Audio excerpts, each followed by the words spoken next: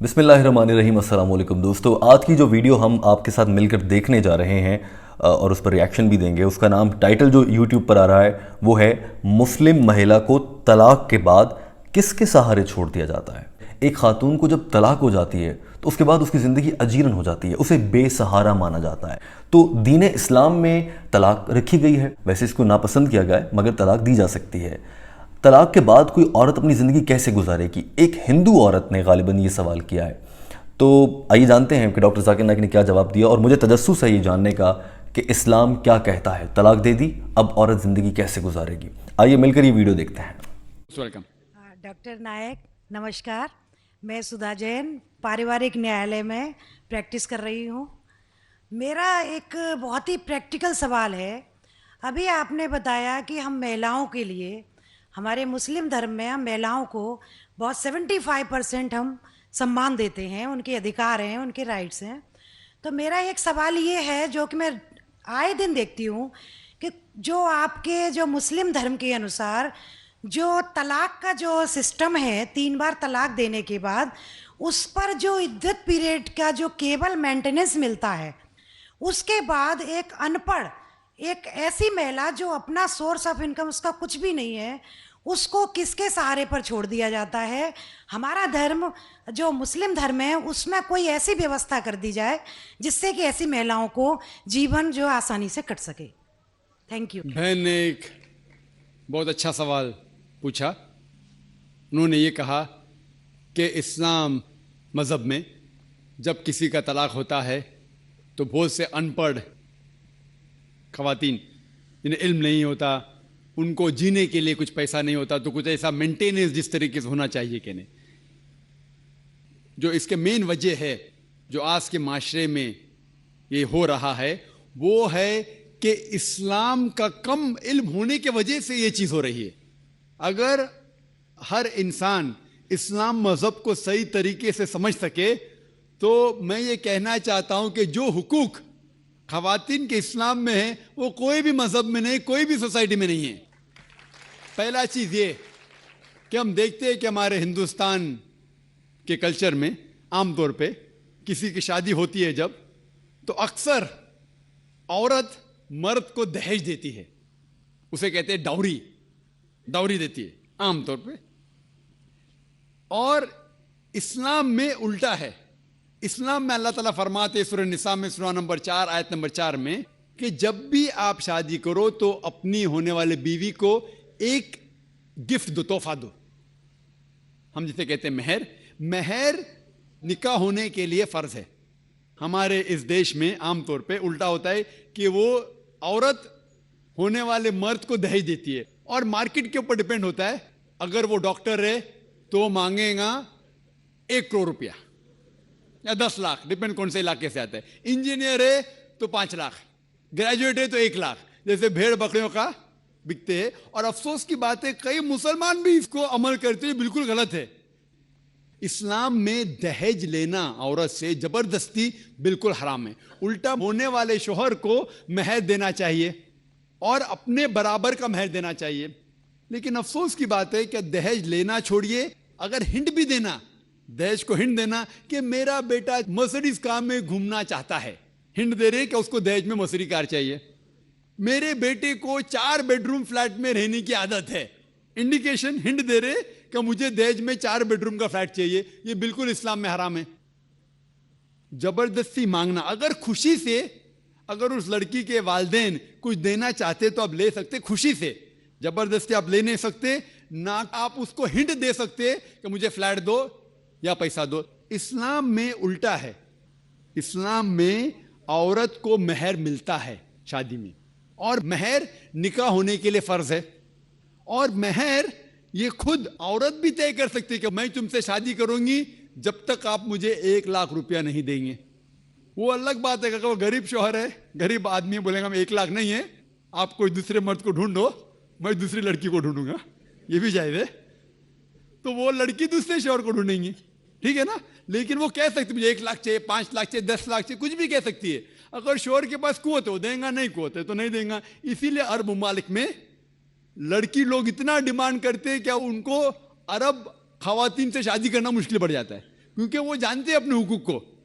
سورہ نساء کی سورہ نمبر 4 آیت نمبر 20 کے آیت میں لکھا ہے کہ آپ انہیں سونے کا پہاڑ بھی دے سکتے ہیں مہر میں, اور آپ اسے ایک آیت بھی سکھا سکتے ہیں, وہ بھی مہر ہے. اگر آپ کے پاس پیسہ نہیں ہے اور وہ آدمی کہتا ہے کہ میرے پاس پیسہ نہیں, میں آپ کو قرآن شریف کی آیت پڑھ کے سناؤں گا, وہ بھی مہر ہو گیا. تو مہر کی کوئی حد نہیں ہے, نہ نیچی حد ہے نہ اوپر حد ہے. اپنے اپنے سٹیٹس کے اکارڈنگ وہ مہر طے کر سکتے. اور یہ مہر کی کئی وجہ ہے.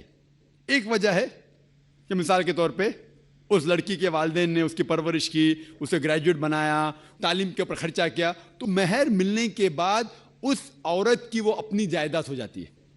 وہ چاہے اپنے والدین کو دے, چاہے خود رکھے, یا اس کو کوئی بزنس میں لگا دے, کوئی تجارت میں لگا دے, اس کا حق ہے.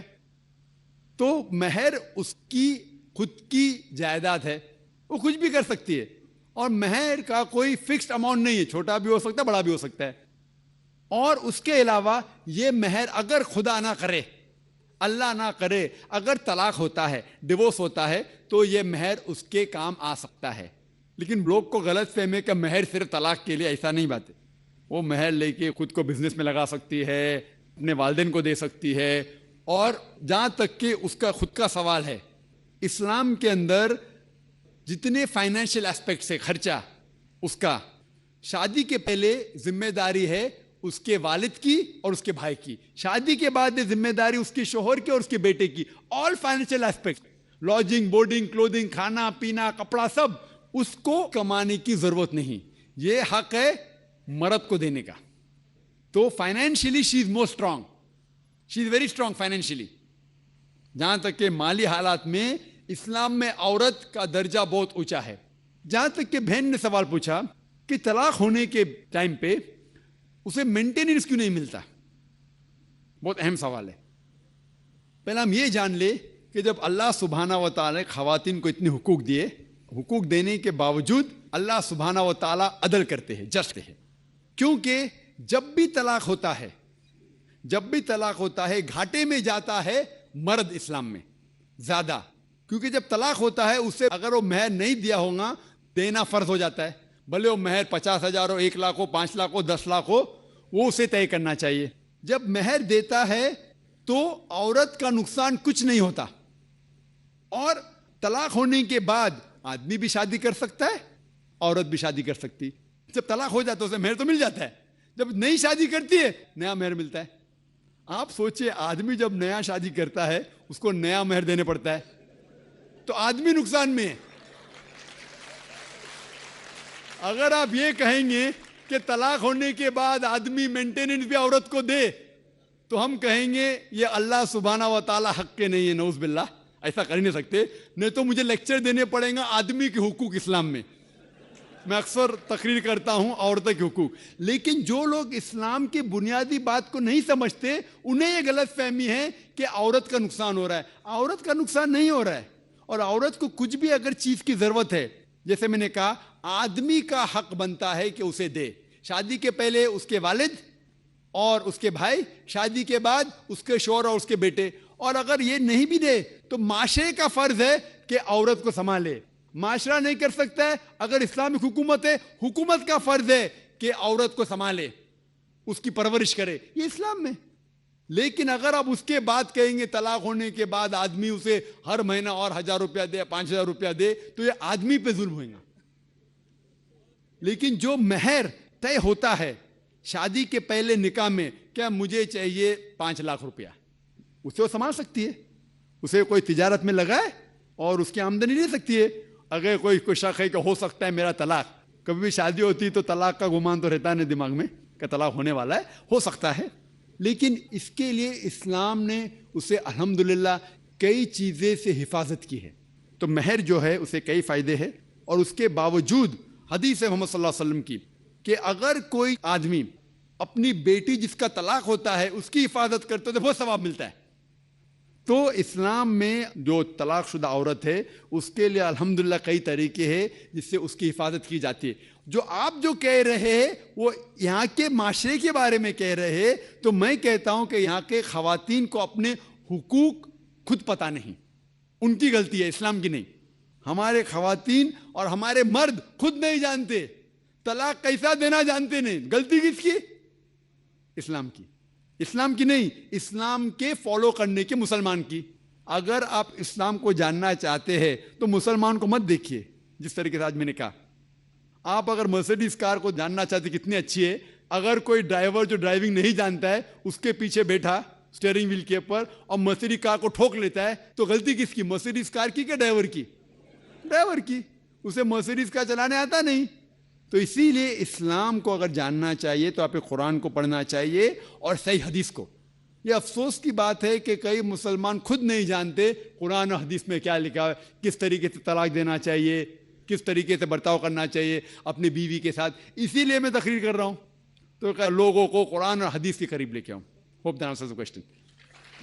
ماشاءاللہ دوستو, انتہائی خوبصورت جواب ہے. میں حیران تھا یہ جواب دیکھتے ہوئے. کافی چیزیں میرے ذہن میں آ رہی تھی. ایک تو یہ کہ اسلام ماشاءاللہ کتنا فلیکسیبل مذہب ہے, کتنے راستے رکھے ہیں. یہ ہو جائے تو یہ کر لینا, یہ ہو جائے تو یہ کر لینا, اگر یہ ہو جائے تو پھر یہ کر لینا, اور اگر یہ بھی نہ ہو تو پھر یہ ہو سکتا ہے. کوئی مذہب اتنی گہرائی سے ایکسپلین نہیں کرتا ہے. دوسری بات, ڈاکٹر ذاکر نائک صاحب, آپ دیکھیں کہاں سے بات شروع کرتے ہیں. شروع میں مجھے لگا کہ طلاق کا سوال تھا, آپ حق مہر اور جہیز پہ چلے گئے ہیں. یار جواب ہی نہیں دے رہے, گھما رہے ہیں بات کو. لیکن نہیں, وہ طلاق والا سوال پر آئے, مگر پہلے انہوں نے اس شادی کی اہمیت اور جو غلط رسومات ہیں کچھ, ان کو ایکسپلین کیا. واٹ اے مین, کتنی گہرائی سے اور سیدھی بات کرتے ہیں. سب سے اہم ترین جملہ جو اس میں ڈاکٹر ذاکر نائک صاحب نے کہا ہے, مسلمان کو نہیں اسلام کو دیکھیں. مسجد پر بیٹھ کر ممبر پر بہت سے کم علم مولوی ہوتے ہیں جو غلط فہمی پھیلا رہے ہوتے ہیں, ان کو نہیں قرآن پاک کو دیکھیں.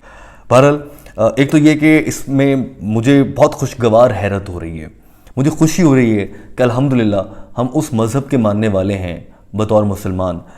گو کہ اس وقت اس ویڈیو پر رد عمل دیتے ہوئے میرا فرض بنتا ہے کہ میں نیوٹرل رہ کے بات کروں, لیکن میں یہ دیکھ سکتا ہوں کہ اس سے اچھا مذہب کیا ہوگا یار. اس میں اتنے راستے. آپ دیکھیں, ڈاکٹر ذاکر نائک نے کہا کہ جب طلاق ہوتی ہے تو مرد کا زیادہ نقصان ہوتا ہے. کیسے؟ میں سوچ رہا تھا کہ اس پر کیا وضاحت دیں گے, وہ کیا نقصان ہو جائے گا مرد کا. وہ تو الٹا اگر جھگڑے چل رہے تھے تو ادھر آزاد ہو جائے گا, تو ادھر اور سکون میں آئے گا ہمارے معاشرے میں جیسے سمجھا جاتا ہے. لیکن مرد کا نقصان زیادہ کیسے ہے؟ اس نے اپنی پہلی بیوی کو جس کو طلاق دی ہے اس کو حق مہر کی رقم ادا کرے گا, اور اب وہ اگر دوسری شادی کرے گا تو پھر وہاں پر بھی حق مہر کی رقم ادا کرے گا. کتنا خوبصورت. عورت کا نقصان کم کیسے ہے؟ عورت کو اس مرد سے حق مہر مل چکا ہے. یہ کوئی پیسے جمع کرنے کا ذریعہ نہیں ہے ہرگز, مگر بیلنس رکھنے کے لیے اسلام نے یہ اصول وضع کیے ہیں. عورت کو پہلے مرد سے جس سے طلاق ہو رہی ہے جب شادی ہوئی تھی تو اس پر حق مہر ملے گا, اور اگر وہ دوسری شادی کرنے چاہتی ہے تو وہاں سے بھی حق مہر ملے گا. تو فائنینشلی دیکھا جائے تو عورت مزید مضبوط ہو جاتی ہے. تو یہ جو خیال تھا اس خاتون کا, ہندو خاتون نے جس نے سوال کیا کہ بے سہارا ہو جاتی ہے خاتون, بے سہارا نہیں ہوتی.